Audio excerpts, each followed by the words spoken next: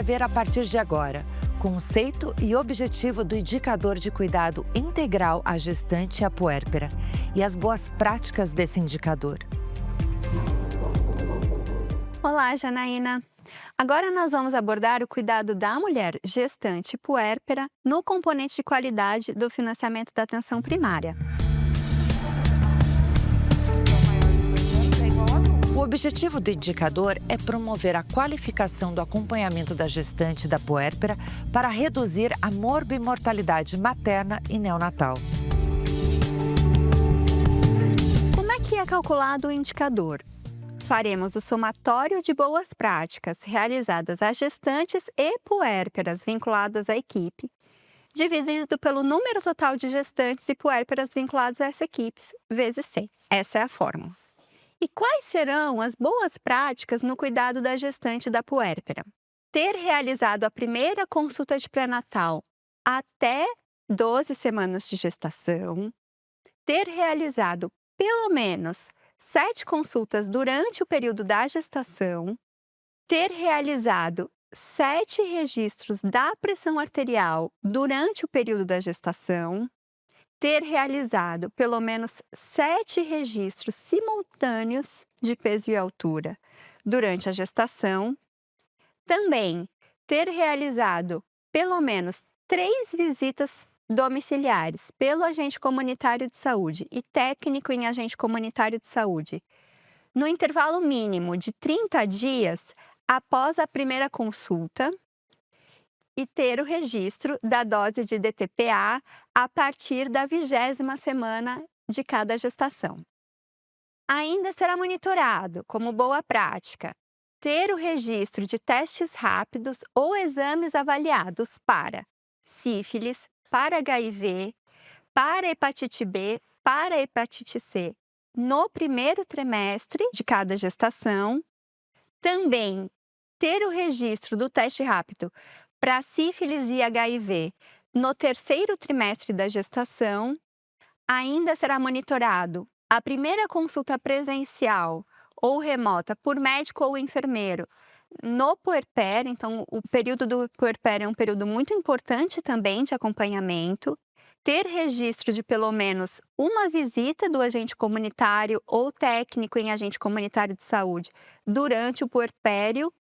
E ainda no período da gestação, ter realizado a avaliação odontológica pelo cirurgião dentista. Além dessas boas práticas, é importante e é recomendável que se faça a altura uterina em todas as consultas de pré-natal.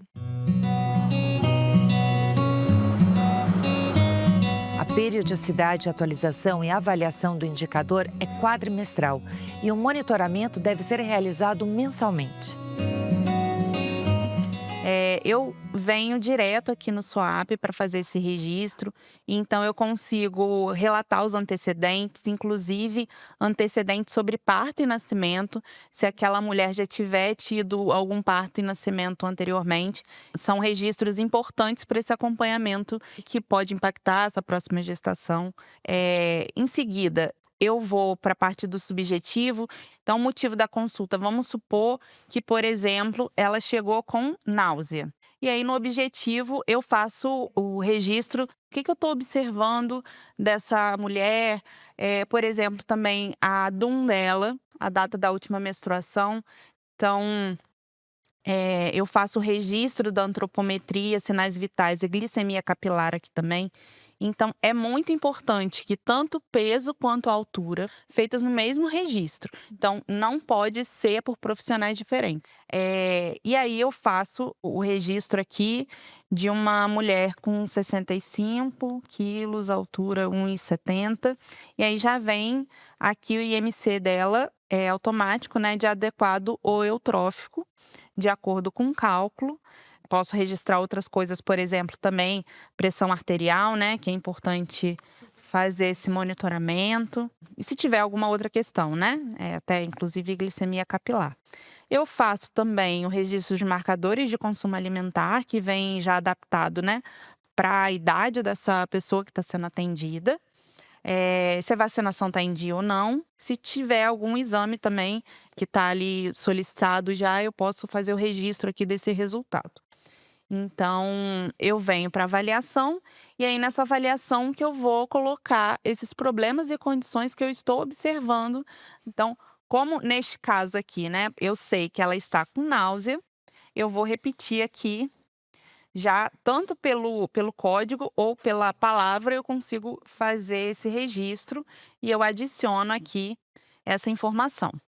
E aí, aqui nesse plano, eu posso, por exemplo, registrar um teste rápido de gravidez. Então, eu adiciono, e aí eu escrevo aqui, né, nesse plano, o que que eu encontrei de resultado, e aí ela tá grávida. E aí eu retomo lá em cima, na avaliação, e aí eu coloco que é uma gravidez normal. E aí, Olivia, é bem importante eu colocar a situação aqui como ativa, que aí eu tô colocando no prontuário eletrônico que aquela mulher está grávida e ela vai começar esse acompanhamento. Então, a partir do momento que eu tenho uma gravidez relatada aqui, começa a aparecer um card específico de pré-natal, parto e nascimento, para eu poder fazer esse registro ao longo do tempo.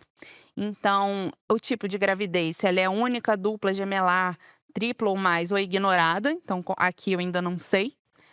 Eu faço também a altura uterina. Aqui, como tá no início da gravidez, né, ainda não dá para fazer essa altura uterina. Tem o risco habitual da gravidez aqui, e já tem uma colinha até de quais os CIDs e CIAPs que eu mudo para ela aparecer como risco alto de gravidez, a depender da causa, né? E aí, se ela está com edema ou não, movimentação fetal, e se a gravidez é planejada, e batimento cardíaco fetal, quando já estiver podendo fazer esse registro. E aí, eu também coloco alergias e reações adversas nesse momento, né? O plano, e aí eu consigo fazer esse registro desse plano. E aqui eu faço o registro dos outros testes rápidos agora que eu já sei que ela está gestante. Então, o teste de sífilis, por exemplo.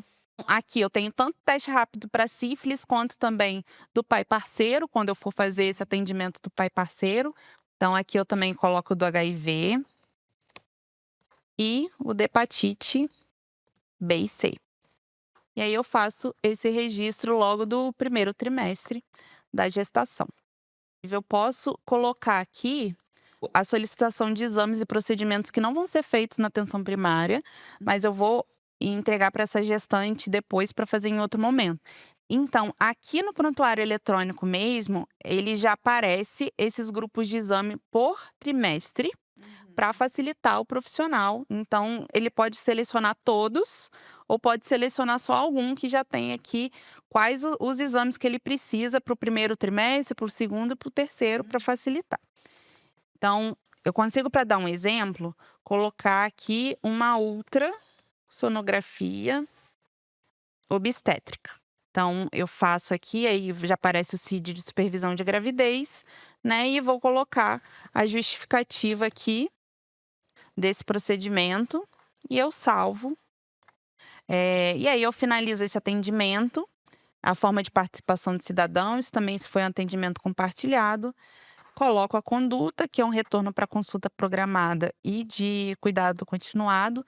E aí uma coisa que é interessante aqui no nosso prontuário, Olivia, a partir do momento que eu aciono essa gestação, já tem todos os atendimentos programados dessa gestante até o final da gravidez, de acordo com a sua idade gestacional. E aí eu finalizo esse atendimento individual dessa gestante. Então, Janaína, além das boas práticas que você mostrou agora, a gente também tem a boa prática da avaliação odontológica, né, por cirurgião dentista para gestante. Mostra pra gente agora como vai funcionar com a visita domiciliar. Claro, ele pode tanto fazer isso aqui em um módulo do prontuário eletrônico, quanto no aplicativo eSUS Território. Ele vem até a visita domiciliar e territorial, adiciona essa visita, a data, né?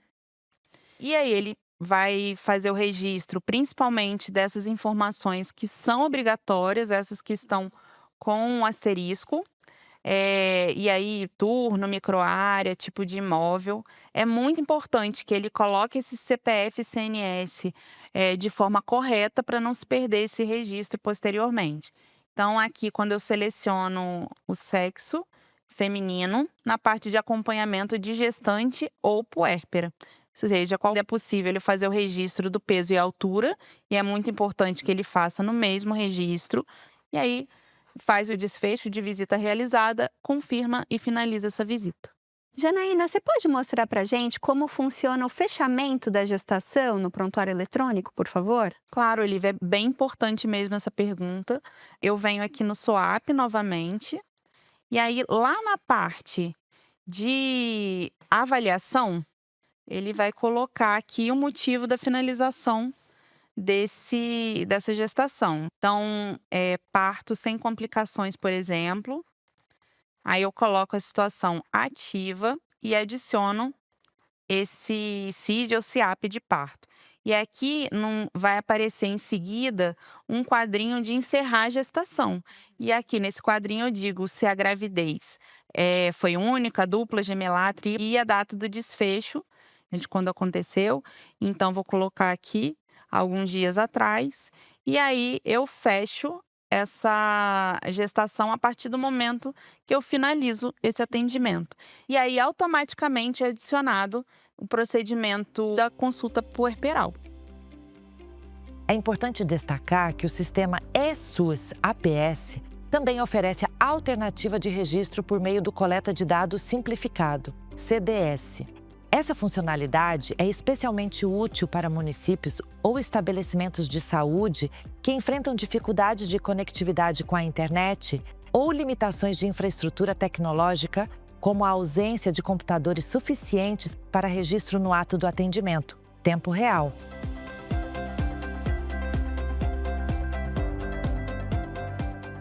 Nas situações onde a gestação não for finalizada pelos profissionais das equipes, o encerramento da gestação no sistema acontecerá de forma automática. Considera-se o total de 294 dias de gestação, o que corresponde a 42 semanas. Ótimo, Janaína, muito obrigada. Então, esses são os exemplos das boas práticas que apresentamos para o componente de qualidade no cuidado da gestante puérpera. Indicadores de saúde da atenção primária, uma oportunidade para valorizar o trabalho das equipes de saúde e ofertar uma atenção cada vez mais centrada nos usuários do SUS.